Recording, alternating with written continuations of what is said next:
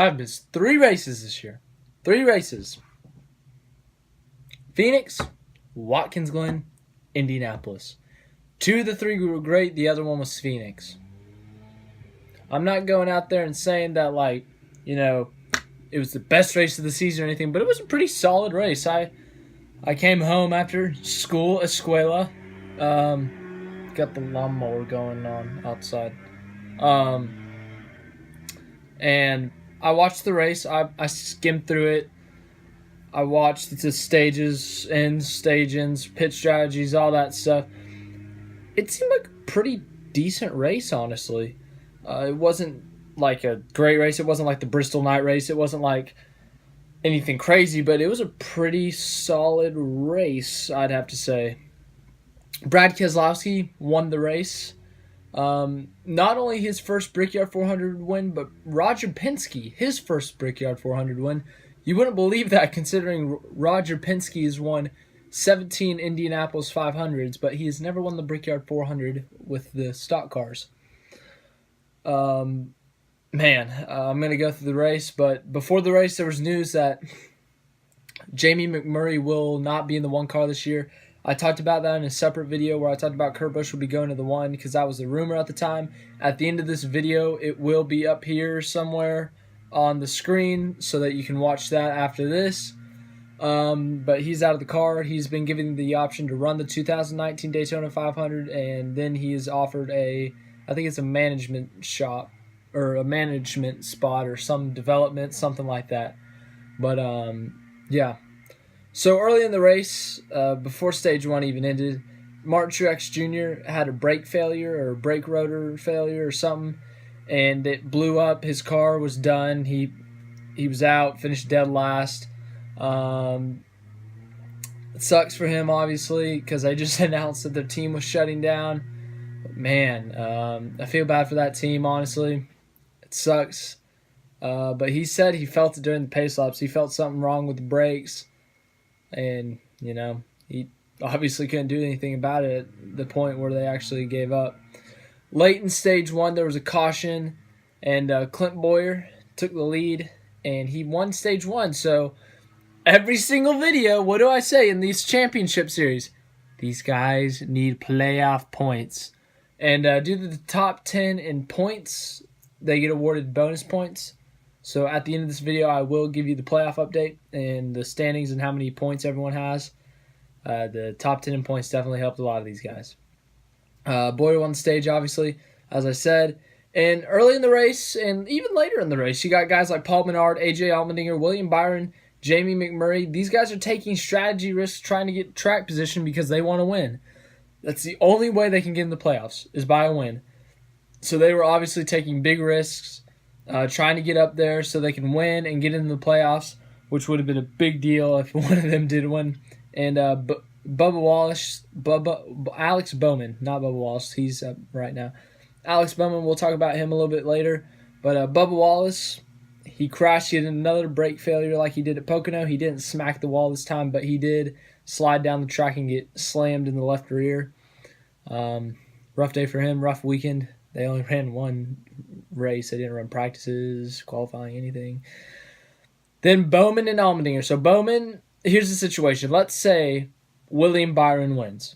If Alex Bowman can outpoint Jimmy Johnson, like if he can beat him by what was that? I think it was a 20-point gap, 20 points.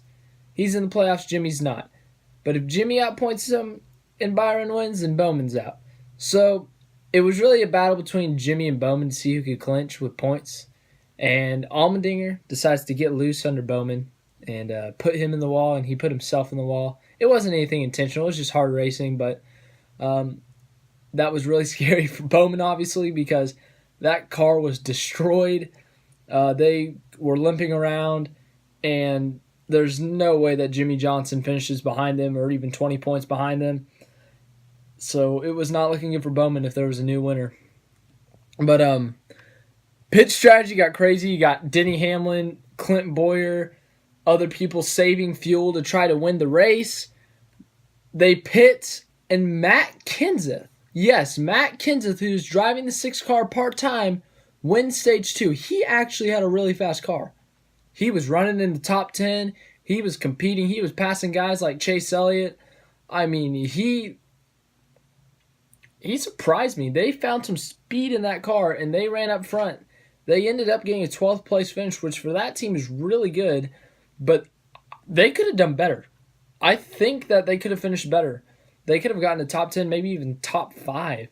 I mean, that's a big deal. I mean, obviously, if Kenseth won, he's out of top 30 in points, so he wouldn't have been able to make the playoffs, but that would have been a big deal if they won, because not only did they take away 5 playoff points, but that says Roush is heading back in the right direction. So I thought that was definitely that should be one of the top storylines, is that Roush is starting to find a little bit more speed, even though that was a strategy call. But Kenseth had a strong car today. That was a very impressive run that he had today. We're going to skip all the way to 7 laps to go. Landon Castle and someone else. I think it was Jeffrey Earnhardt. They crashed, and Hamlin had a pretty solid lead, and he's like, you got to be kidding me. After the race, he made some comments about those back in the field cars, those cars that were in the back and how they were wrecking, causing cautions, and kind of ruining his race. So he was basically complaining about that. Then there's a restart with 3 to go. Keselowski, he's on 10 lap fresher tires, I think, from the strategy calls. He gives Hamlin a great push. Hamlin gets a huge jump. Something happened. Boyer spun his tire. I think it was Boyer spun his tires. Yeah, Boyer spun his tires. Keselowski's able to get second, challenge Boyer for the lead, and, or not challenge Boyer for the lead, challenge Hamlin for the lead, I'm sorry. That was a big deal. He was able to pass him, get Roger Penske. It was a very aggressive battle for the lead. They were making contact. It was a pretty intense battle. But Keselowski prevailed, got his. So he had never won a major. So the Brickyard 400, Southern 500, Coke 600, Daytona 500. He had never won any of those races until last week at Darlington, and now he's won them back-to-back. So big deal. I think it was worth the wait for him, especially for a Monday race. That's what he said after the race. He was like, it's worth waiting till Monday. But, yeah, big deal for that team. As I said, momentum is a big thing in these playoffs. We're going to go through the race results, and then I'll give you the playoff standings. So Keselowski grabbed the win. After that late pass, Eric Jones was able to get around his teammate Denny Hamlin for second place. They were doing like IndyCar kind of things. They were all the way at the bottom trying to pass. They would jump up to the top to try to get a bunch of speed into the corner. It was pretty cool. But Hamlin third, Harvick fourth. Clint Bowyer, after winning that first stage, finished fifth. Kurt Busch sixth. Jamie McMurray, in the last effort, he restarted fourth. He got stuck behind Bowyer, but wasn't enough. He finished seventh. Does not make the playoffs. Eighth was Kyle Busch. He is your regular season champion. He got a nice fancy trophy and 15 playoff points. How about that? Ninth would be Paul Menard. 10th, Ryan Newman. Ryan Blaney would finish in the 11th position. Eric Estep, or however you pronounce it, is probably losing his mind because Matt Kenseth finished 12th in the 6-1 stage. 13th, Joey Logano. He was my pick for the win. Picked the wrong Penske driver, it looks like. 14th, Kyle Larson. 15th, Chase Elliott. 16th, Jimmy Johnson. 17th, Michael McDowell. Impressive run. 18th, Daniel Suarez. 19th, William Byron. 20th, he was filling in for Casey Kane, Regan Smith. 21st, Ty Dillon. 22nd, Austin Dillon. 23rd, Eric Almirola. 24th, David Reagan. 25th, Chris Buescher. 26th, Ross Chastain. 27th, Corey LaJoie. 28th, Reed Sorensen. 29th, J.J. Yaley. 30th, B.J. McLeod. 31st, Landon Castle. 32nd, Jeffrey Earnhardt. 33rd, Alex Bowman. 34th, Ricky Stenhouse Jr. 35th, my man Timmy Hill. 36th, Matt DiBarito. 37th, A.J. Allmendinger. 38th, Bubba Wallace. 39th, David Starr. And 40th would be Martin Truex Jr. So, who's ready to hear the playoff list? Woohoo, playoff list, here we go. No, I don't want you. Internet. Yeah, I'm sorry, I clicked on the wrong thing. That's my bad. But don't you just hate pop-up ads? Standings. So Kevin Harvick and Kyle Busch both have 50 playoff points. Kyle Busch has the advantage. It shows him in front here. That doesn't look right. There we go.